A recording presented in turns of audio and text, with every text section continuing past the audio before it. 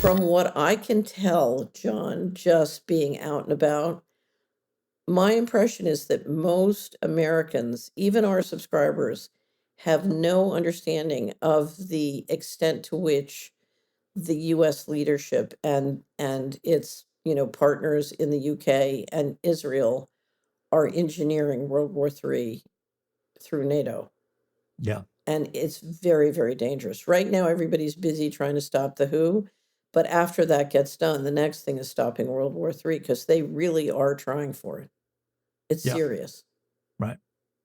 What you don't understand is you can have 95% of the population in Europe and the United States saying no to a war.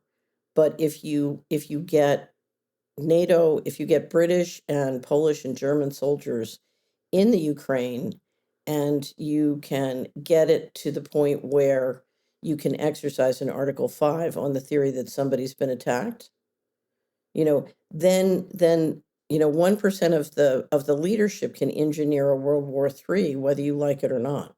In other words, if you look at the nuts and bolts of the mechanism, they're working up to exercising a land war with NATO in Europe without popular support. Yeah.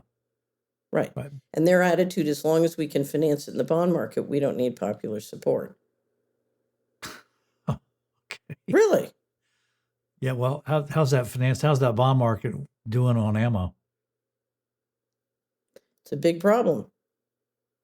Not so good. They're Well, out. but that's why I say, is the goal of World War III to beat Russia? Is the goal of World War III to control the Western populations and depopulate them? Let's turn to Solari in-house this week, starting with an entry we haven't seen in a couple weeks, Hero of the Week. Actually, two Heroes of the Week. Yeah, so Senator Jack Johnson is the Senate leader, and he's a banker by trade, and ran a bill with Representative Zachary to make it illegal in Tennessee to debank a person for their religious or political views. And there's nothing a state legislator loves to run than a bill that can deal with one little piece and make they would rather make progress with 100 bills than with one big bang bill. Yeah. But this is wonderful because what it said to all the question is, how do you roll back the power of the big banks in a state? The big banks in any state, John, are formidable. Most of the deposits are being sent up to the New York Fed member banks. The pension funds are being sent up to State Street or Vanguard or BlackRock, where they're being invested. Right. Big money that advantages the big banks. So trying to roll back the big banks in any state in the union is a formidable job. But here's one thing a state legislator can do that is going to get enormous constituent support and the big banks can't argue against.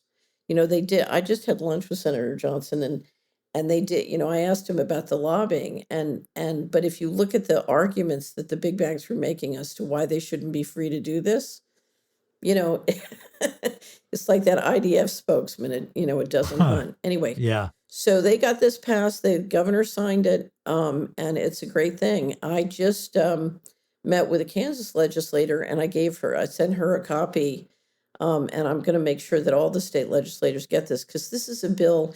You can just take the Tennessee bill, make sure the language works for your state, and pass it. This is a no-brainer. This is easy. And Tennessee, having done it, makes it easier for everybody else. So I expect this to spread.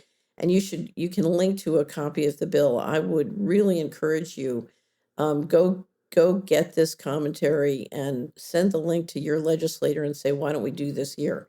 Because this can spread rapidly and it's easy to do, and it will really cut the power of the big banks and their creep to a complete control grid. Yeah, that's a good point. Once the template is set, the copies are a lot easier. That's a great point. So good for them. Get your state to do this. Get your state representatives doing this. Send this to them right away.